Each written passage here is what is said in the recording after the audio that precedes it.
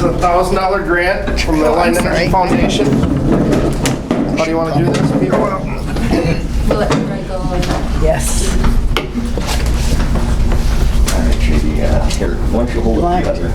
Here, maybe I'll do Yeah, that's this. the chief in It's there. the chief in there, too. There we go. There we Let are. me take my glass off. No, this is the one, he said this is the one we cash? No, this is the one you can't. Okay. These are going to be great photos. Here, you want to get this one then? Got it. Thanks, buddy. We do appreciate it. No problem. That was easy. Now I'm out of here. Now, no, you gotta stay for the whole meeting. No. This isn't like a part-time. All I'm saying is, you EMS people, thank you for your service, everybody. Can I It really ask, is nice did that we you write did the that. grant? We did. Wendy. It's something to do with an AED or something we're giving? Yeah, so it's a hometown safety grant, and we wrote it to replace the AED that we use on our bike team. The AED is aged and near its useful life. So what we wrote for was not only to replace it, to upgrade it so that we could not only use it on the bike team, but potentially for other responses because it has the ability to look at three lead cardiac rhythms along with being an AED. So it's What do they cost? About $4,000 though? We've got a couple prices somewhere between $2,000 and $3,000. Oh, so this will help. So yeah, it'll cover most. Chris will pay the rest of it. We'll call ATC. Which Chris? We'll call ATC and tell them You to, should. ATC could. yeah, step up like you guys did. Yeah. Well, that was you. easy for me. Well, thanks for Thank coming you on, guys. And Mandy, it'd be nice if you could do something for the paper, send them a picture. Paper was supposed Making to sure be that they know it. Oh, And and, if you get me a copy of the picture, I'll send it to Chief Labor. Make sure there's no warrants out for this guy. Send you the one with the buttons. Hey, thanks, JD. Thanks, JD. Have a great night. Thanks for your service, everybody. I hope it wasn't too painful for you. I did invite the papers, and Karen was supposed to be here, but I'm not sure what happened, so. Is what it is. It got hot. It is hot. Well, I mean, outside. Yeah. Public appearances, public's opportunity to speak to the commission about any item not on the agenda, and I don't believe we have any. Approval of minutes from the previous meetings. I will move approval with one change. The meeting was at the Deerfield Village Hall, not the Cottage Grove Emergency Service. Wait a minute. That's why I was Was that changed? Thanks. Do we have a second? Second. We have a motion and a second to approve previous meeting minutes with the correction of Cottage Grove Emergency Services Building. Any further discussion? All those in favor signify by saying aye. Aye. All those opposed? Motion carries. Abstain. One abstention. Discuss, consider approval of June financial reports.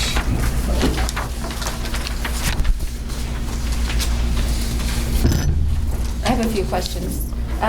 The credit card fees, do we have credit cards that charge us fees, or is that an anomaly, or? First line. Those are our Forte fees for hometown. We do take credit card purchases from, our billing agency takes credit cards for payment. I see. So not only do they charge us $15 per month, they charge us 23 cents per transaction plus 2.2-ish%. Got it.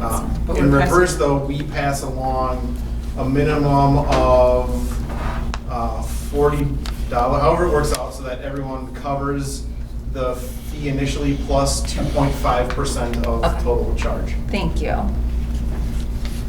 I'm actually waiting on a report from LifeQuest, because that's a very good question. So they can tell me exactly, we can see that people are charging and this is where the fees go to, so that we don't just get a report that says, hey, we charged you $68 and don't Yeah. exactly know where it came from. That report I requested a couple weeks back and last week and today, and as soon as I get it, I'll make sure to pass it along. Okay. And the staff continuing education, it's number 725. I noticed we haven't spent too much. Are we planning a larger training or something happening later in the year that we're saving that money for?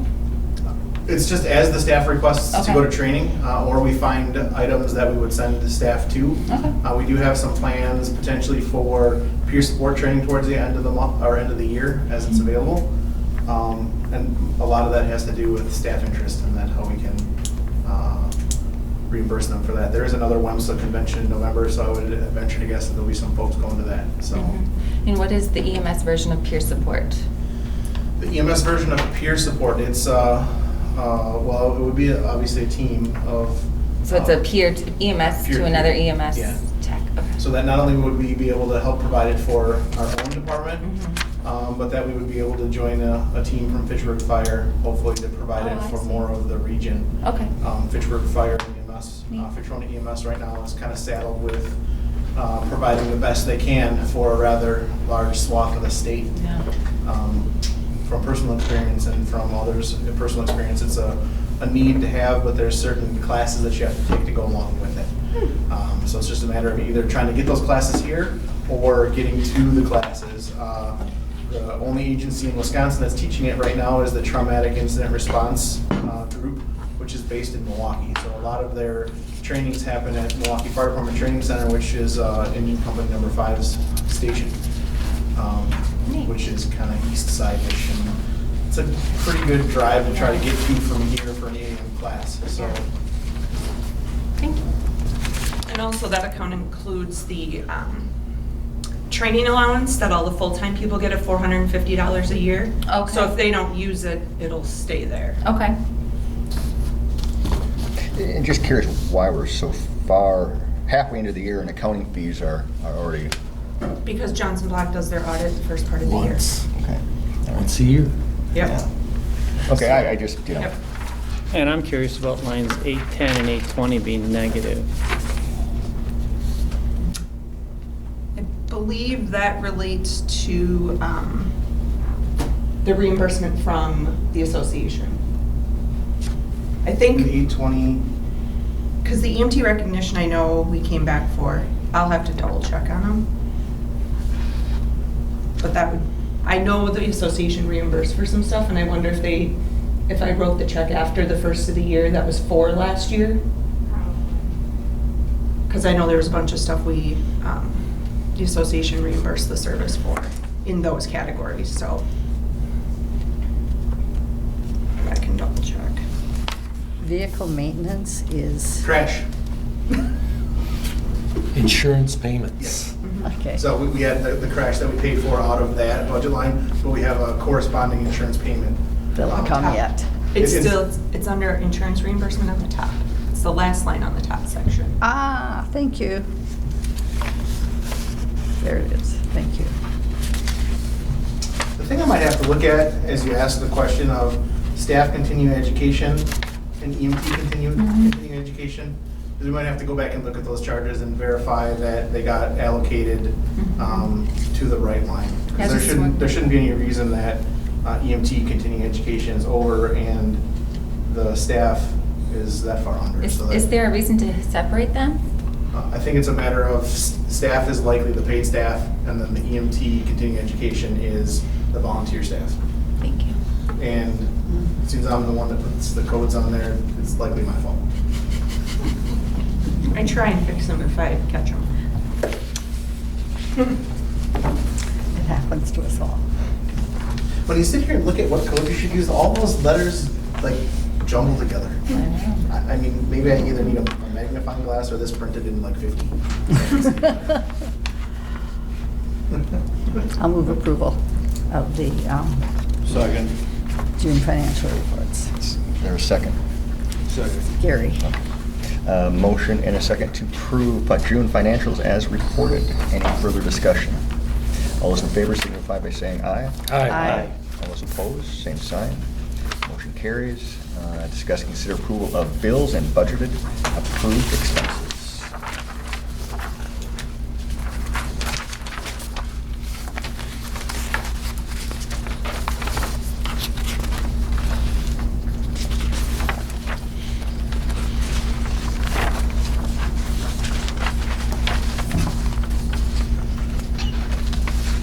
I'm just curious, do we really use New Glarus? Do we take our ambulances all the way to New Glarus? for Yes, and there's a repair? very good reason for that, is that we have had difficulty finding a reliable place to get service for it. Unfortunately, it is an hour drive, but you're looking at, depending upon the dealership we go to, anywhere from 30 to 40 minutes to even get to the west side of Madison. Yeah. So we found a technician that not only works on ours, but also Oregon's, so they have a larger group of similar vehicles that they're working on that is actually able to find and fix problems that we have with it. So it's a more of a comfort and reliability level with the specific dealership. Then that's not necessarily the closest. So Yeah. yeah. I have a question. Maybe ma'am. it's just my brain is not working, or I hadn't noticed this before. But under several people, it was vacation OT hourly rate. So they'll if they take vacation, while they're taking vacation, they'll still earn overtime as part of the union contract. Really? Fair Labor Standards Act. Don't argue it. Okay. I figured there was something. You have to that I have a still couldn't master's understand. or degree in finance to figure out when it comes to police and fire and the accounting of the hours, it is rather difficult. That's all the federal government did this to us about Okay. 25, 30 years ago. So, yeah, I can't figure it out. But I let those accountants and smarter people. Okay. Second to the last page of the bills.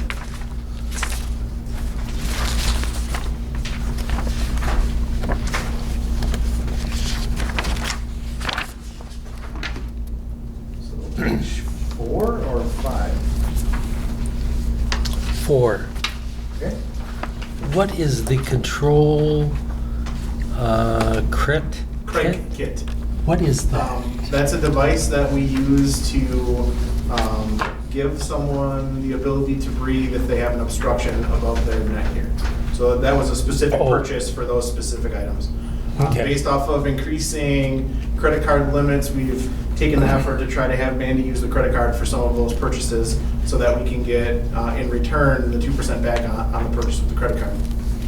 Okay. So normally you might have seen that all balled up into one big check to EMS. Boundary. To Boundary, whereas this was an individual purchase, so she, Okay. that's why she accounted for it that way. Chris, it beats using a straw. Oh, That was the old days. okay. Straw or a big Okay. pen, you know. Well, big business, yeah. Just didn't know what it was. Yeah, specific piece of medical equipment, I guess. Put some cases of big goods back in there. Yeah. Motion to approve the bills? Second. There's a motion and a second to approve budgeted, approved expenses. Any further discussion? All those in favor signify by saying aye. Aye. All those opposed, same sign. Motion carries. Discuss and consider approval of write-offs and aging accounts. No write-offs? Collections down from previous months. But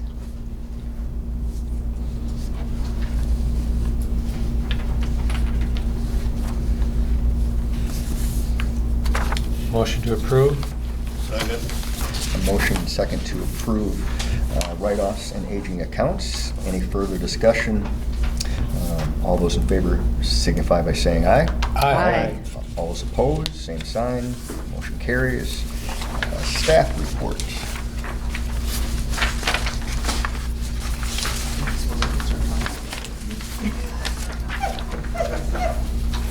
Sure is cheap. No, I was looking at the data that we have. Yeah, the quarterly data. So calls for service for June were 79 as compared to 88 for last year. We were able to cover all but 4, which is super duper. No change in membership. I think we arranged to get the Lex into LTE. I'm still working on transitioning Mr. Severson from leave of absence to active duty. In the training sessions, we just haven't activated the plan to return. I'll be in contact with him. I have been throughout. He's just been super busy with festivals and all this other stuff. So the monthly service report correlates also to the quarterly report. And this might have some of the questions Gary was looking for last month in it with where we're having our calls at with mutual aid and intercepting. And then it covers times and such, reasons for calls and So is this the runs by city document? Mm-hmm. What is the difference between Deerfield and Village of Deerfield? Township. Probably how it ends up in Lakeville. Well, we have town, we have Deerfield, and then we have village, and I'm not aware of the third Yeah. Deerfield. So I'm One, just I curious. noticed that at the very bottom. Because there's Marshall and Village of Marshall too. I'm assuming it has something to do with. But their the- elite or this one- funds dispatched. The majority of the calls are done by CAD. We download the CAD data. There are some where there may not be a CAD entry where you just put it in by zip code.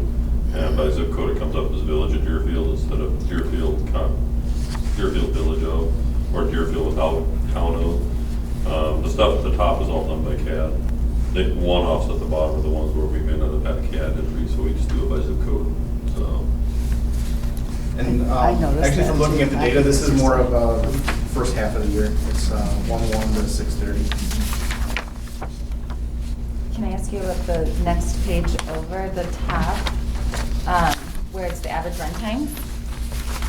The average unit left seen to arrive at destination is 23.9 minutes, but arriving at destination and getting back in service is only 20 minutes. Do you drive faster on the way back?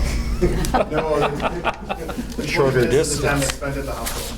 Okay, got it. And then you go right back in service as soon as you Yeah, leave? and then that additional time hasn't been tracked because they're in service essentially from the hospital. So- From the hospital and So route we're back. not Okay, so that's necessarily extra tracking the time. time from the hospital till we hit our jurisdictional boundary. Sure, because you're in service. Correct. Okay, thank you. And then can you just walk me through the fractile reports? Just one of them. They're the- Sure. We'll just go back to the top. So then Yep. when you see average unit en route to at scene time, Yep. that is an average throughout the response area. So it's not picking out one city or another, nor one station or another. So that top is not Deer Grove? But that's the whole us, region. but it's not necessarily, we didn't run a report to say, okay, how long does it take us to get to a Cottage Grove address from Cottage Grove Station, Station 1? Or conversely, how Oh, long I does it take us to get to a Cottage Grove address from Deerfield? This is, we take, no matter which station we're at, the there. time gets plugged in Yeah. and then it gets averaged out. So this is no Okay. matter where we're responding from or what community we're responding into, Yeah. the average time it takes us. That's the top box. Yep, Mhm. so obviously calls, if we're stationed here in Cottage Grove and a call comes in for Cottage Grove, we're gonna have a very quick response time and the same for Yeah. for Deerfield, but as an average, when we have to cross communities, that's what it turns out to be. So I'm good with the top box, it's the fractile ones that go down, I just was hoping you could, so like how do I compare the second box section to our numbers? Just help me do that analysis if you could, just with one. So it's taking, it categorizes by the fraction of the minute, where the 90th percent of all of our calls are. So we'll have some that are quicker and or longer that might change that time.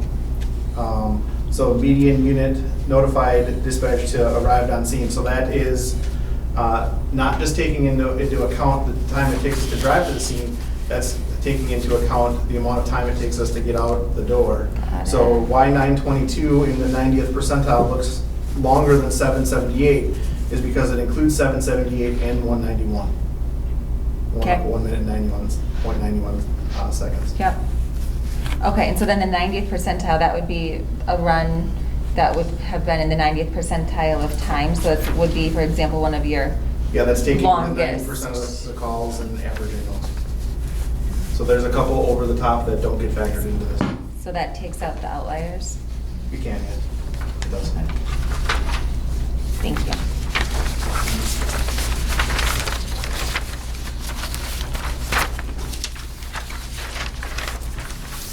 All right, so my report. Any further questions about call information or the data we gave you? What is certified ambulance documentation specialist? What does that translate? That's a course that Lisa and I took that Yeah. tells us, basically it's a course that tells you how to write a very good report and provides you a certification so that not only can you write a good report, you can review others and assist them in writing a report. Some agencies send all of their staff members through that course. I'm not 100% positive yet, but that's a necessity for us. I think if we have the people that review the runs go through the course. And essentially the course helps you to write a good report and a thorough narrative that directly affects your ability to get good reimbursement. Could you also talk about the Just Culture seminar? So Just Culture's seminar is a healthcare initiative that looks at the reasons things happen. And as opposed to moving straight towards discipline with certain occurrences, whether it be a medication error or a protocol deviation or backing a vehicle into a door, that we look at potential causes of why that happened and the actions taken by the person to look at it. Was it intentional? Was it negligent? Was there something that we could engineer a way to make it so that not only that incident doesn't happen again, but that everyone else is better by it. So it's really taking kind of a higher look at why things happen and trying to make it better for the entire service while acknowledging that something did happen and that we're going to improve with that individual. Thank you.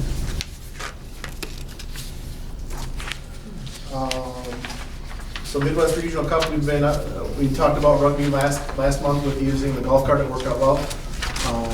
The crews that were there enjoyed it. I think on the second day we had for sure one transport off of it. The first day I think we just had some on-scene You gotta buy contact. them one. You gotta buy them. I spoke to, from the DOT, got the agreement that I spoke to Troy about. It's an agreement that we've signed in the past, a whole bunch of years ago, when they first put the emergency access points into the interstate system. We're one of I think the only region in the state that has those. So our engineer, Jeff Gustafson, is a very good advocate for us. So that to provide us with these types of access. So we found out that not only do we have the one that we're primarily going to use, which is Koshkonong Mort Road for westbound I-90, there's actually one on the Badger interchange that if we had something on eastbound I-94, we might be able to use as well. So that one was put in specifically at the request of the city of Madison. But they're the same code and we can use if necessary. Do you ever use them? We have. I actually used one earlier this year for a 90 crash, and it works out well, especially when responding with the response vehicle, because I can get there, open the gate. The ambulance coming behind me doesn't have to open the gate, but they can close it. And that's the part of the agreement, is that when we use it. Yeah, you've got a certain time frame that you have to be 2 closed hours. again. Yeah. Right. The agreement says that we're also supposed to track that and report back. I asked, has he gotten any of that data from anyone ever? And he's like, no. I'm like, okay, but it's here. This is kind of a state federal-ish type document that we're signing. So we'll do our best to try to track that for them in case they ask. The reason they ask is because they want to be able to tie it to specific times and incidents so that they can show that it's effective. The Alzheimer's EMS visitor program. We found a patient that's been referred, and we're working on making sure they're eligible for the program. Marshall Area EMS, Deer Grove EMS collaboration.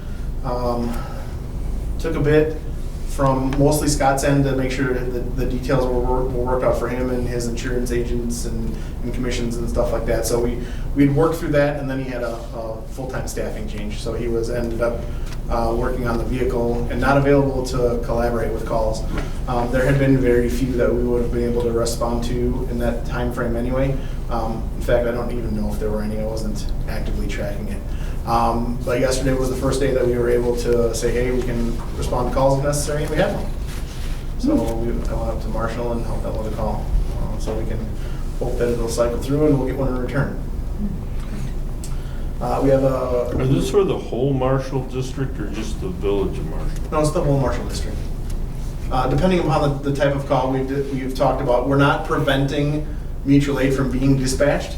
So, for instance, for the call yesterday, Marshall 76 was out on a call. The page went out and Deer Grove 80 was sent up there. But what we did is, instead of trying to preempt that, we just quickly communicate between Scott and I and say, okay, we're both available, and then cancel the Deer Grove Medic 80. I just think we want to watch some of the newer mounts, but what we went through with Marshall and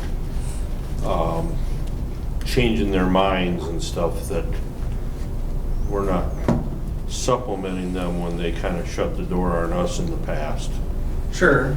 Well, they're going to supplement us as well. So if it goes one way or the other, and we're aware with Scott's far northeast stuff that's in, you know, some of the stuff close to the town of York, that it might not be a good idea for me to drive all the way that direction. And the same for some stuff in the town of Pleasant Springs for him. That's a fairly long drive for him. So those would be things that at the time of call we would discuss and possibly let the mutual aid continue to respond. Yeah, we need to watch that because, you know, we tried to do this the right way with the the study and everything else, and we had nothing really that much to gain, and then, you know, 2 other communities did, and then all of a sudden they kind of shut the door on us, so now it seems like they're creeping back looking for help. And not that it's a bad thing, but... Well, I guess it wasn't necessarily them coming to us for this. This was an idea that I had and I approached Scott on, because it would essentially benefit us. So Scott didn't come to us and say, hey, let's do this. Okay. I'd just like to say that you weren't around when we had the past history, and Sure. I just want to be conscious of that because, you know, I can talk to you some other time about the history and the couple of the meetings that I attended, and you know, again, I just want to make sure our citizens, taxpayers for Deer Grove EMS are served the best. Understood. That's the goal, was that we wouldn't take ourselves or our resources out of the community unless necessary.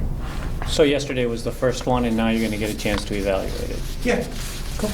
Yeah, we did agreed to a 6-month period. Unfortunately, a month or 2 of that was tied up in administrative kind of headaches, I guess is the best way to put it.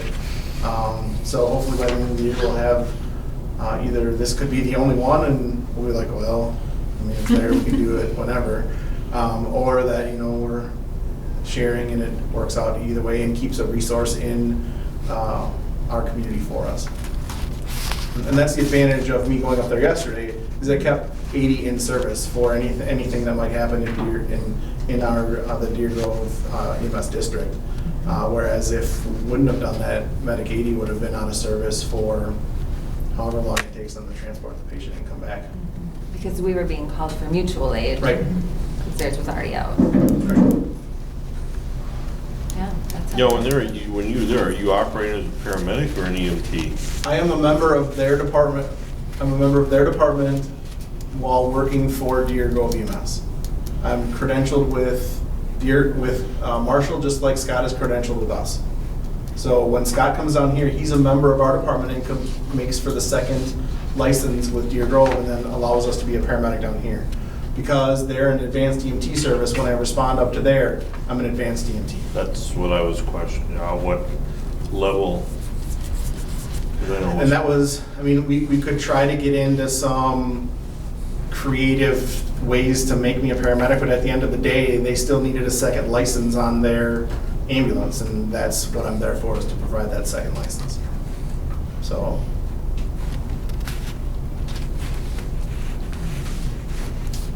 Finally, on my report, we have a LTE process about to close tomorrow. We have about 10 applicants for that, along with some volunteer applicants that we'll interview on the 17th of August.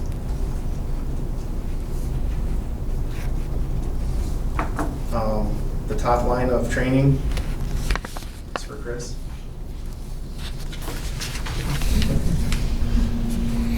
So the device that Chris asked about, we had a final training on that, and it's been placed in the service.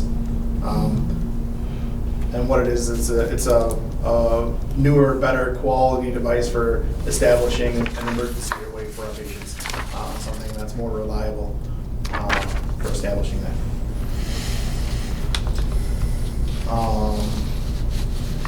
Is that why the mannequin was laying out in the grass Tuesday? It was the fire department. No, that was for the fire Oh, department. that was for them. Yeah, they did some, on like, Challenge course. up to that point, the hottest day of the year since it didn't turn out here. It was genius.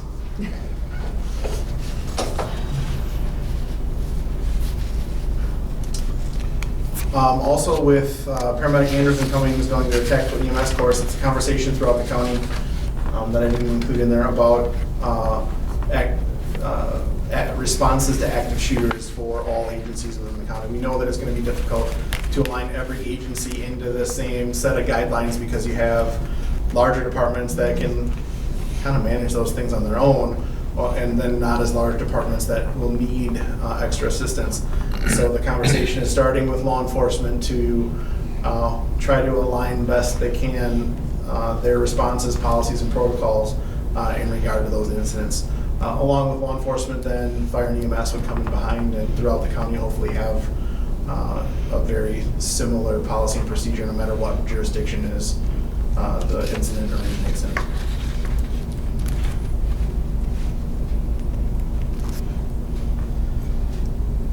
Training center, we had a CPR day at Deerfield Coffee House at the end of National AED and CPR Week. So we had mannequins and a bunch of us there to, and we actually taught a bunch, mostly kids, on how to do CPR. It was great fun. They actually would like us back in about 6 months, so October or November. Have you considered doing it in Cottage Grove? We did, yeah. Oh, you and did it. we'll be, I've been in contact with school grounds. It just that with the way everything played out between festivals and all that stuff, Right. but school grounds is always willing to work with us on whatever we would like. They suggested that we come out during a live music event on Friday and try to teach some live music folks CPR. I'm not sure that that's the best place to go about it, but yeah, they were very open to anything we suggested. We did work with them in that whole week. The Dane County had a big push publicity-wise to promote Pulse Point. So with each of the coffee houses, we provided them with a stamp and ink so that they could stamp Pulse Point on their cups and raise awareness to the Pulse Point application, and hoping to increase use of it.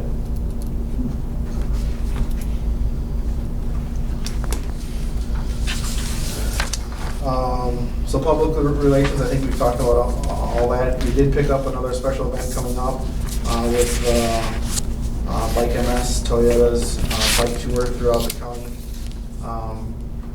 And then the golf outing, the ride, and touch a truck. Vehicles are all in good shape. Working with Rennerts to repair the air horn that hasn't been working on Medic 80. They'll have the part in, and I just have to set up the service. We've had difficulty with that since it wasn't installed, and it seems like it's more of an installation problem than the device itself. When we compare how they were installed in Medic 78 to Medic 80, the ones in Medic 80, the horns tip up, and it's like a cup then. So not only does it tip up, but it's right underneath where the passenger sits. So that is like the biggest splash zone for the passenger side front tires. So you drive through a puddle, it splashes up into the air horns. The horn has nowhere for the water to go then, so it causes the whole system to fail. I'm not sure why Service Tech, like a year ago, didn't figure that out, but it is what it is. All right. Back page shows the calls for service. Just statistics with ambulances on duty and what the car was used for.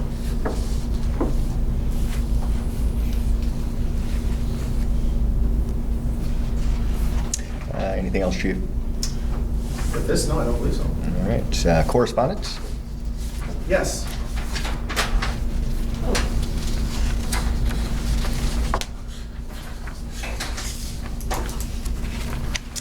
Well, that's going around update on inter-facility transports with Stoughton Hospital. We're kind of still in the holding pattern of getting the protocol done. We've made the commitment that we're going to get ours done. I have the documentation that the state is going to need from us and getting that all prepared. The more time that passes, it seems like that's the approach we should take, is that we'll start off small and take the call, see if we can get staff, answer back to them, and then get the call, rather than committing to resources that they might not be able to theoretically cover for us. The thought where this started was that we'd be able to run one interfacility transfer a day and largely cover the cost and expense of staff for the rest of the day. That's not guaranteed. So the only way to figure out how many they're going to have is to be in the circle, if you will. So we'll work. We need to have the protocol in place. I'm hoping, as I was driving around the county doing things today, that maybe by next month we can work through the protocol, be ready to submit a protocol, and the ops plan change to the state next month. Might be maybe a little aggressive, but I guess if I don't challenge myself, I'm never going to get to it. So, Would they have any records of what they've had in like the last 2 or 3 years of this? the problem is that Epic doesn't track patients that they transfer out. Okay. And that's the problem I was experiencing, is that they don't actively track it, because when their ER director, she estimates the number that they have, and I'm like, well, it'd be kind of nice if you could actually give us some data, not only just how many, but how about let's get some times and times of day, and maybe acuity as well, so that we could plan a little bit better. But apparently, the way they're using their data, that and Epic doesn't track that well for them. It does a really good job of managing patients, but it doesn't do a good job for them on figuring out who they need to transfer out and when. And they wouldn't have any EMTALA data? Because some of these would be EMTALA transfers, right? I think they all should be on solid transfers. Yeah, the only ones I can think of, if like the patient's in the ICU at Stoughton and they have to transfer to, maybe they don't even have an ICU. That's a good question. I never thought about that angle of it, but Because you have to fill out paperwork whenever you're doing EMTALA. yeah. So and there's another ramp up portion of this, in that as we move forward, there's another level of documentation that we'll need to meet for interfacility transfers. So it's not only making sure the staff knows to that level, but can meet the level that we want right now to be able to transition. So it's kind of a lot of irons in the fire all at once. Interfacility transfers need a physician certification statement to say that they can't go by private auto, that they need an ambulance for a specific reason. The documentation needs to be written to reflect that, and that's not something that the paramedics right now are accustomed to. They're accustomed to going to a scene and through the documentation that they provide, justifying why someone needed to go to the ambulance in an emergency, or need to go to the hospital in an emergency, not necessarily why someone needs to go from one hospital to another. And remind me, you don't have electronic documentation? We do. You do? So can you make yourselves smart phrases, or that's what we call them in Epic? Yeah. Will you like set a standard template and then just fill in? We have a standard template that we've built. It doesn't auto-populate into the run report, because the danger of that is if you let it auto-populate, it satisfies the need of the report, and then you couldn't be done with it without and have met the validation scores and never actually written something in there yourself. Pre-filled narratives from EPCR programs, at least in EMS, are terrible. And those that turn them on quickly find out that they're terrible and turn them off. So we've provided a narrative template that we're working with everyone to encourage its use. That's always a work in progress. But you could, I guess I was thinking on an inter-facility transfer, you could have a specific template for that, and literally the first sentence could be, this ambulance run was ordered and something. Correct. You don't, to kind of jog the paramedics. Yeah, and that's the reason why we have the template, is not so much to make sure that they're verbatim using it. And I used a template myself and learned that the more reports you write, the more you needed to kind of, like you say, jog your own memory to, oh yeah, I did that and I need to write it down. Many of the things that we miss in a narrative that we'd like to put in there, we've done. We just are thinking more of the skills we provided, rather than, well, I assessed for this, but it was negative, so why would I put it in a report? Right. So.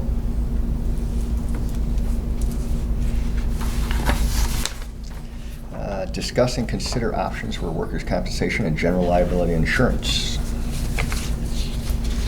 So we have all those. We have all those. But what ended up happening is I had a meeting with Scott and Marshall to start off with a couple months ago about the collaborative response. he wanted to ask his insurance agent some certain questions, and then his insurance agent in return wanted to be able to come and do a little bit of a sales pitch. As I'm finding out, some of the information I got when I turned this into a agenda item might not be quite as accurate today as I thought it was when I was given it last week. So the discussion item was just, do we want to look around potentially and see if there's a better deal to be had with those insurance coverages, or are we satisfied with those? That was essentially the goal of the agenda item. Being as we just, our year will start August 1st with the League of Wisconsin Municipalities, we can say, that's terribly good, that's a really good idea. Let's wait till next June and go through this event next year. Or we can go through it now, and if there is a really better deal, then cancel policy, get it reimbursed, and go with a new policy. So it's currently through the League of Wisconsin Municipalities? Correct. So my thought would be to stay with what we have and then research it during the year. Because we need to do price comparisons, not just price, but what's being offered as for protections, and that to me is not a quick process. But I didn't intend it to be a quick process. Yeah, no, that's what I'm just saying, so I appreciate that you're looking into something, but yeah, and I'm happy, encourage you to keep looking, but I think for right now, I think the league is supposed to have our best interest at heart, so. And we do get money back from the league annually, so. I'll tell you the one thing that made me think, maybe it's a big opportunity to save money, is I was told that the employee assistance program was included in some of these policies as part of your premium. Right now we have an agreement with Family Service that's above and beyond our insurance premiums. That would be the thing that doesn't seem to be exactly the case as what I was told last week. So these would all still be, that they would be in addition to the premium you're paying with one of their nationwide providers, which is a definitive drawback. Because we like our EAP provider, he's local, and if we wanted to go to his office, we could. So the level of excitement I experienced when I heard about that was equally countered by a low one. I'm like, yeah, you still have to pay extra for it. So. Yeah. So is there a next step here? I think the discussion we had would be that we'll make a motion to review for next renewal period, or if we just wait till, say, May and bring it up again. I don't think we need a motion, just suggest that you continue to review it. And I would have a lot of questions, cost, what's the, if we have other companies, I'd like to check what their experience has been by the other agencies, things like that too. Because any salesperson's gonna tell you they got the best piece of apple pie there is. Yeah. Mandy, you got that from May's agenda? Right on it. Awesome. Discuss, consider ride-along policy.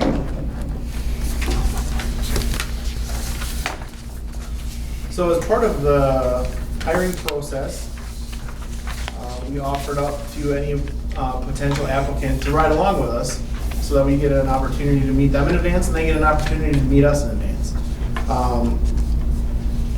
We're not essentially using it other than just to meet the person, because there's nothing objective we can get out of let's spend a day with the crews. What the applicant is getting from it is a 6 to 8 hour snapshot of what our day looks like and what our service looks like. And if they see something through that process that they don't like, well, then they don't have to apply. So we're just using it as just a, hey, how's it going type thing. When I looked at the process, the policy that was in place, it didn't reference what someone should wear while they're on the ride along.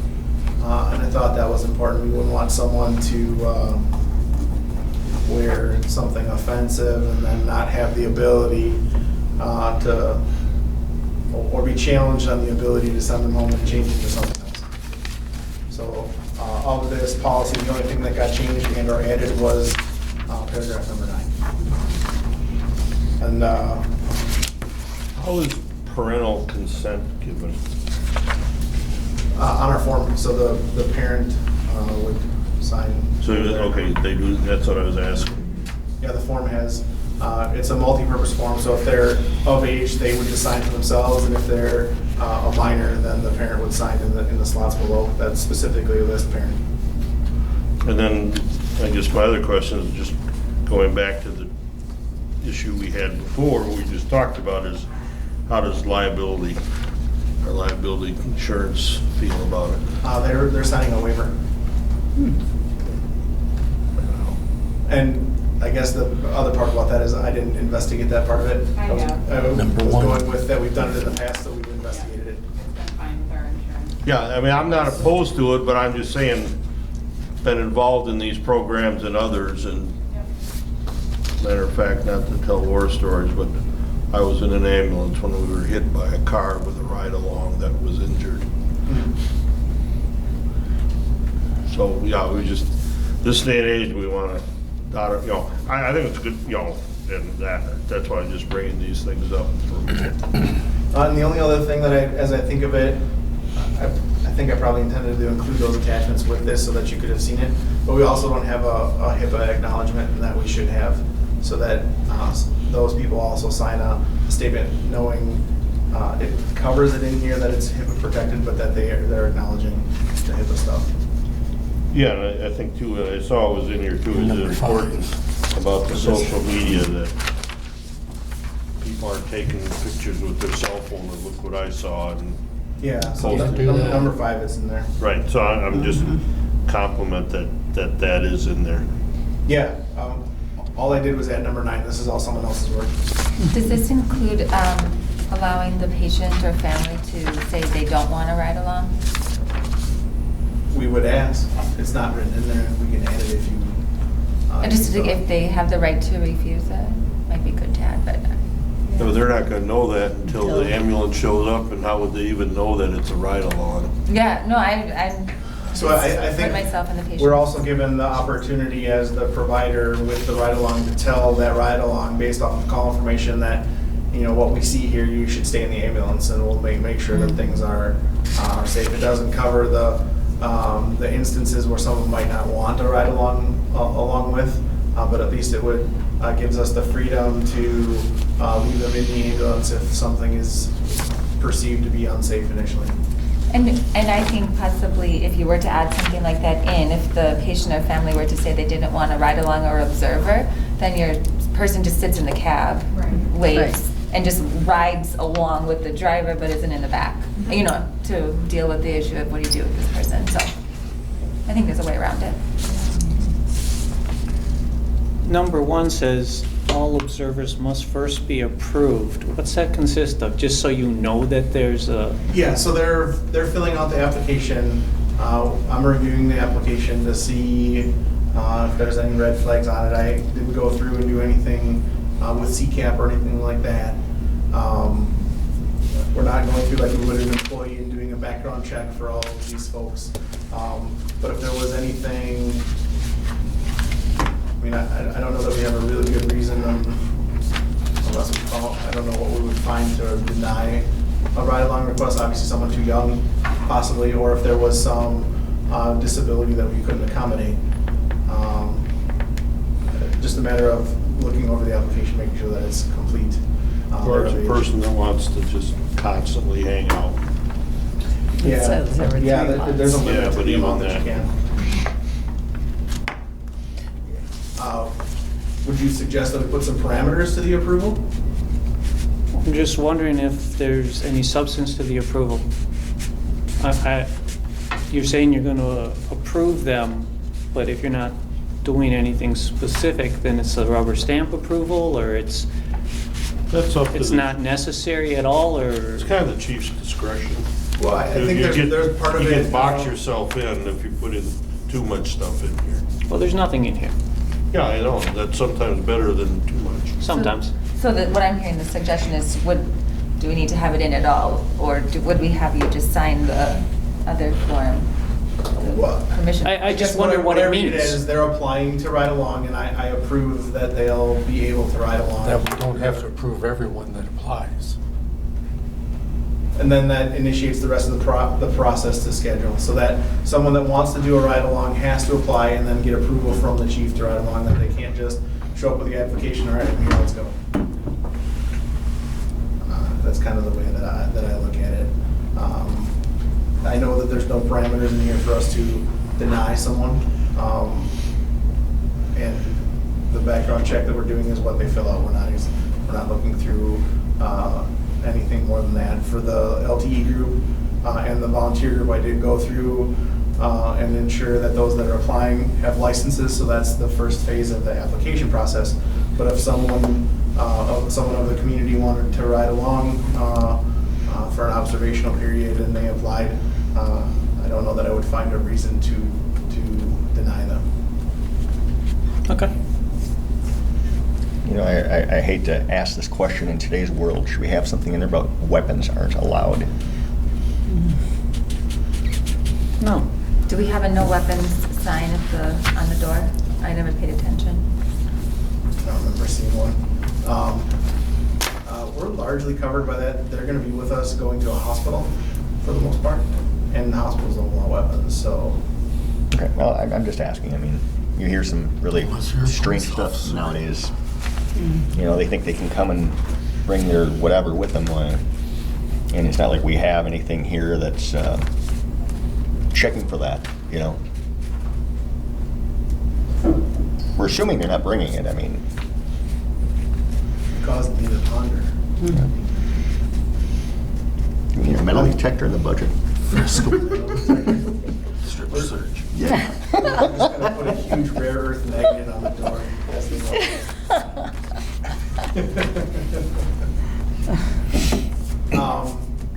I've honestly never thought about the weapons part in the ride-along policy. So if you'd like to investigate further and put this off, I certainly can. I'm not just asking a question, that's all. I mean, it's a good question. I know that we cover concealed carry weapons in our other policies, but that's for members of the service, whereas a ride-along isn't a member of the service, so. What is the policy for members of the service? Are they allowed to bring it on the ride with them? They have to leave it locked in No, their because trunk? any of the facilities we transport to don't allow them inside. Right. So it would put you into a predicament that if we allowed it and someone carried it with them, well, theoretically, they're on hospital grounds, when they get to the hospital, where are they gonna store it? And all you need in those close quarters is for some reason, because you're transferring all types of patients, for a patient to grab one of that and you could have a real mess. Or have it bump into something and misfire and cause injury, so. Yeah, I'm not advocating that we send paramedics with guns. No. There are some places that do. Right. I just was trying to think of, is there a statement or something you could put in the form that they sign that says, I'll follow, policies as directed? You could just make a note in the application. Don't bring your weapon? Yeah, when you sign your thing, You agree to not have. You know, and unfortunately, someone could be riding with Jerry and see the scissors in his pocket and pull the scissors out, and you know what I mean? So if there's a will, there's a Which is why I way. always carry safety scissors, so. Well, Jerry's registered. Okay, all right, bad example, thanks, Jerry. You could have sat there with the sharpest. I like John's Actually, a good idea example. of just I like that idea of just putting something when they sign up that says, I understand I'm not allowed to bring weapon, or whatever, however you phrase it. Understood. What do you think, Adam? I like that idea.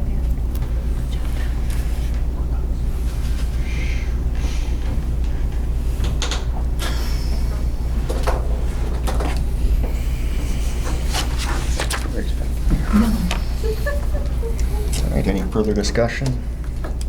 Item 13, consider adopt a motion to move into closed session. Make a motion to approve this revision? not? Or we're just not gonna? I'll move approval of I'll the second that. revision 718, 2019, number 6.3. Second that. Motion, is there a second? Yes. There's a motion and a second to approve. Any further discussion? All those in favor signify by saying aye. Aye. All those opposed, same sign. Motion carries. Okay, item 13, consider adopt a motion to move into closed session pursuant of Wisconsin Statute 19.851C. for the purpose of considering employment, promotion, compensation, or performance evaluation data of any public employee over which the government body has jurisdiction and exercises responsibility. For this purpose, a 6-month performance review of the chief. So move. Second. A motion and a second. Roll call vote. Aye. Jerry? Aye. Aye. Aye. Aye. Sarah? Aye. All right, we are in closed session. Are you sure you want to do this, Chief?